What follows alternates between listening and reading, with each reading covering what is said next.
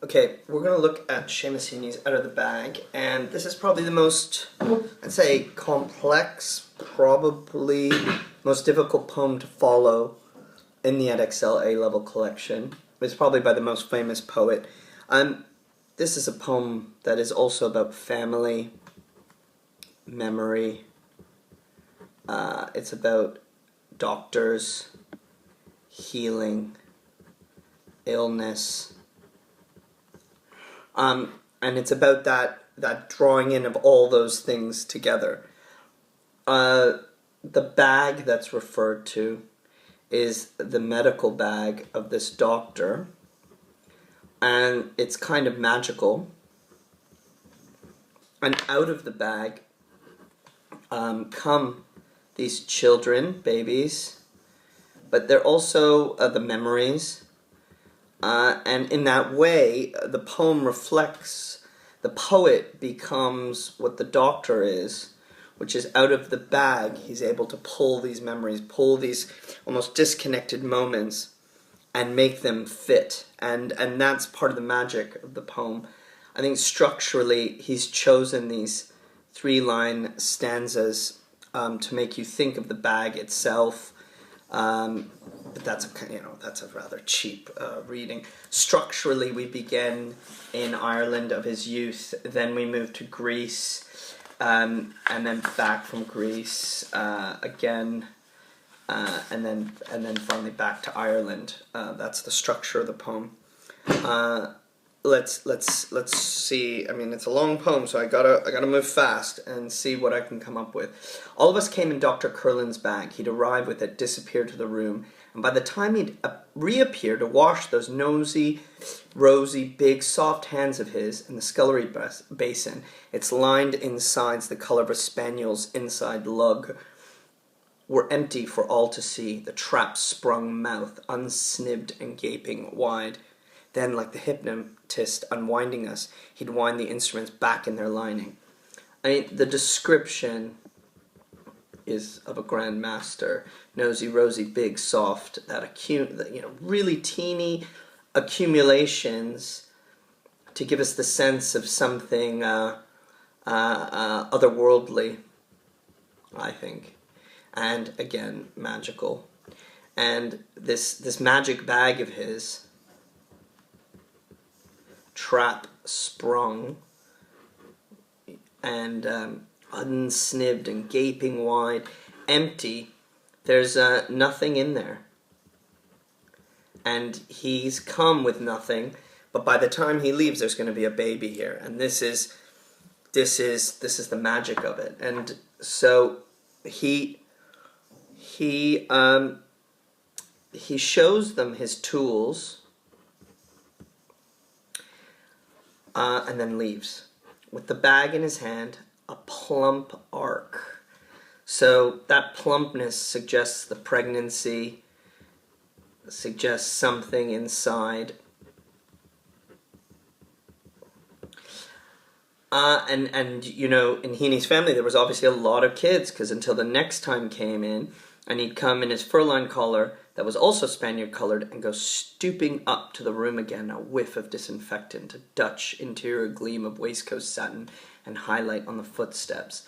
Here again, the disinfectant, the gleam, the waistcoat satin. He does seem like some kind of magician. But at very least, his costume, what he wears, is important to this poem. Getting the water ready, that was next. Not plumping hot and not lukewarm, but soft, sud luscious, saved for him from the rain butt and savored by him afterwards, all thanks denied as he held hard and fast. See, I mean, with a poem, and I think with a real grandmaster like Heaney, it isn't just about devices, but it's about networks of association. He's trying to show you in stages how and where these children came from. But what his language really captures is the kind of thrill and wonder of a child looking at this process.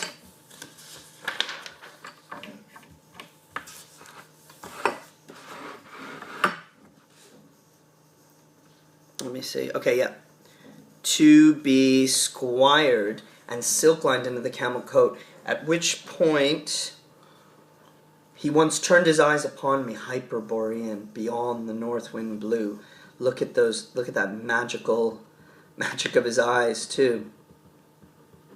To peepholes, to the locked room I saw into, every time his name was mentioned, skimmed milk and iced, swab porcelain, the white and chill of tiles, steel hooks, chrome surgery tools, and blood dreeps in the sawdust where it thickened at the foot of each cold wall. What is he doing? The description is medical, but also clinical, and it's just strange for the speaker, for sure. And he's remembering how strange. And then he hears the little pendant, wonderful swinging image, teat-hued infant parts. Now he just sees parts strung neatly from a line up near the ceiling. What? A toe, a foot, a shin, an arm, a cock. And then the simile, like the rosebud in his buttonhole. So he's got this rosebud in his jacket, and he's comparing that to his cock. But so the language is really a kid language. But what's more amazing to me is he thinks the doctor magically assembles the child from pieces. And he doesn't say as much. He's trying to give you, the reader, that experience. And and the suggestion with the simile in the end is that it's somehow like he's able to take these things out of his costume and create this child, this baby. And all of a sudden we get this break into the second part. We change settings, we change time frames.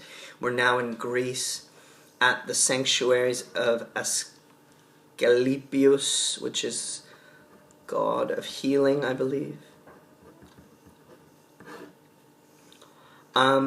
And he says, okay, Peter Levy says they're sanctuaries. In Lourdes shrines,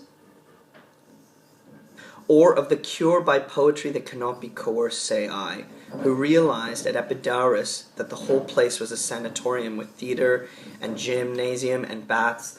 So, is this place a place of safety, prayer, or poetry?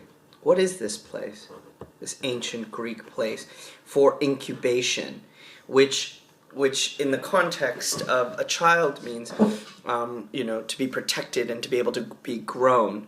Whereas here he's saying was technical and ritual, meaning sleep. You'd sleep, and when epiphany occurred, you met the God. So epiphany is the moment of realization, often religious. But in poetry, it is the moment where the poet, the speaker, character, someone realizes something. And here, you're allowed to actually be safe and protected and relaxed and pray until you have your epiphany, your moment of realization. And that is referred to as meeting God. And the poet seems to have that all the time in their poems. I mean, epiphany, borrowed from James Joyce, or his application in literature, is this idea that you come to this moment, the character does, or the poet, in fact, and is able to show that there's a moment of understanding. And here he starts to note, hatless, groggy, shadowing myself at the thoroughfare. I was in an open-air procession in Lourdes in 56. When I nearly fainted from the heat, so he's exhausted and hot. And he grabs a bunch of grass and he hallucinates. And here's the memory he has.